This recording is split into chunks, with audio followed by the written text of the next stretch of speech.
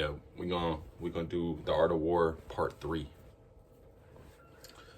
Cause I was gonna do it in like 2 and 3 together, but I feel like that's gonna start to get annoying if I make a playlist.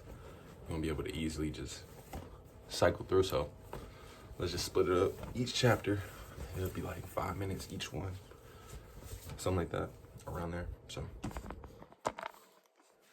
all right, back to the Art of War. This is planning a siege. This is part 3, planning a siege. You see that? Planning a siege. The general rule for use of the military is that it is better to keep a nation intact than to destroy it. It is better to keep an army intact than to destroy it. Better to keep a division intact than to destroy it. Better to keep a battalion intact than to destroy it. Better to keep a unit intact than to destroy it. Commentary. Wei Liaozi said, practicing martial arts, assess your opponents, cause them to lose spirit and direction so that even if the opposing army is intact, it is useless. This is winning by the TAOW.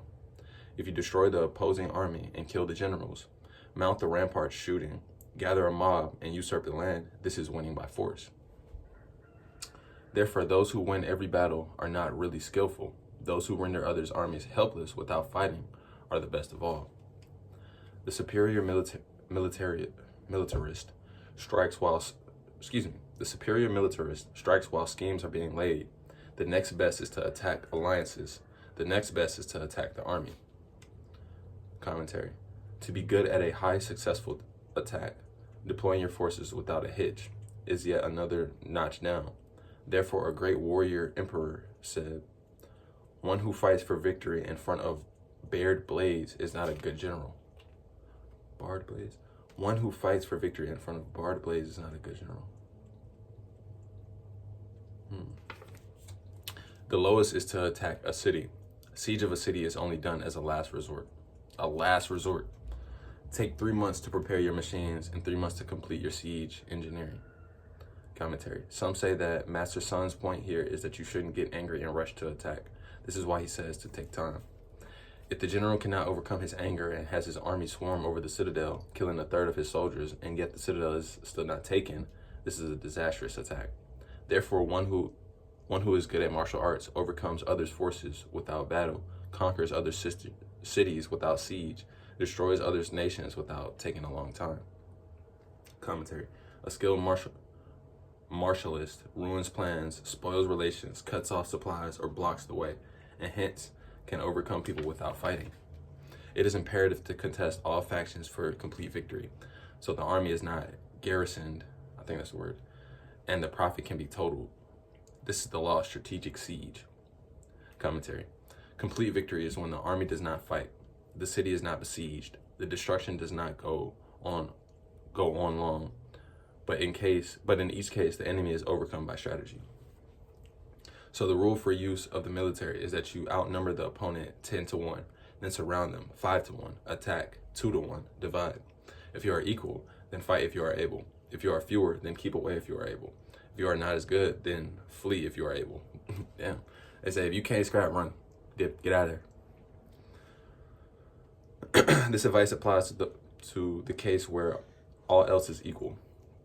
If your forces are orderly while theirs are chaotic, if you are excited and they are sluggish, even if they are more numerous, you can do battle.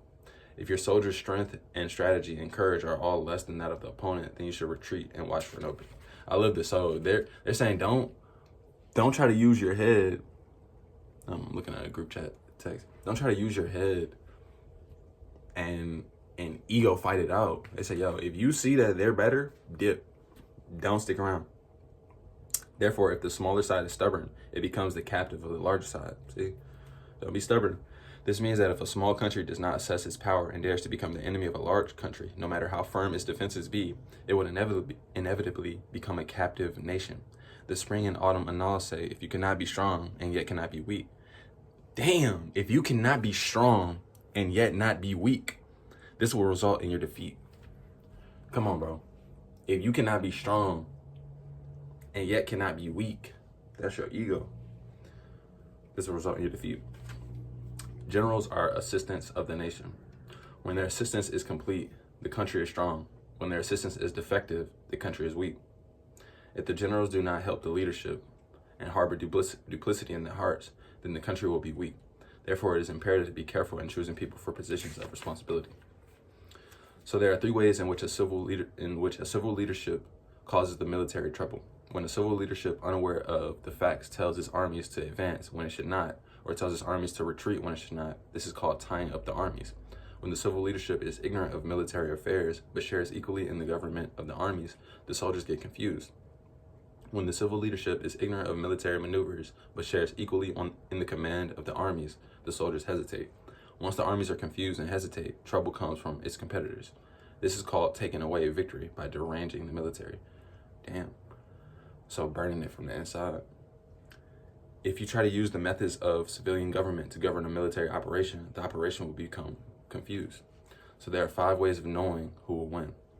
Those who know when to fight and when not to fight are victorious. Those who discern when to use many or few troops are victorious. Those whose upper and lower ranks have the same desire are victorious. Those who face the unprepared with preparation are victorious. Those whose generals are able and are not constrained by their governments are victorious. These 5 are the ways to know who will win. Commentary. To talk about government orders for all this is like going to announce to your superiors that you want to put out a fire. By the time you get back with an order, there's nothing left but ashes. Damn. So it is said that if you know others and know yourself, you will not be imperiled in 100 battles. If you do not know others but know yourself, you will win 1 and lose 1. If you do not know the others and do not know yourself, you will be imperiled in every single battle. Hold on. So it is said that if you know others and know yourself, you will not be imperiled in 100 battles. You're good.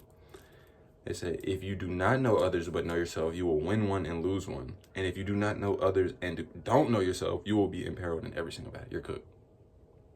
You're cooked. So what I really pulled from this plan of siege, it's all about plotting at the headquarters. It's just like I said in the first chapter, war is truly about peace.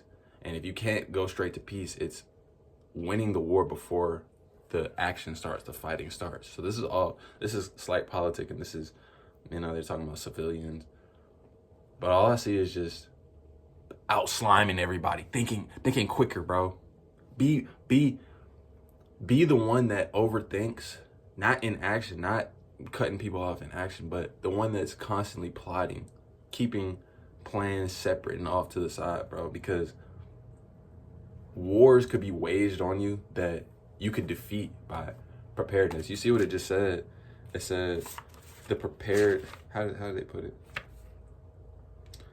It said, those who face the unprepared with preparation are victorious. That's what my main takeaway with this. Those who face the unprepared with preparation. That just motivates me to plot, bro, plan, prep, triple P. I'll be back for the next chapter 4.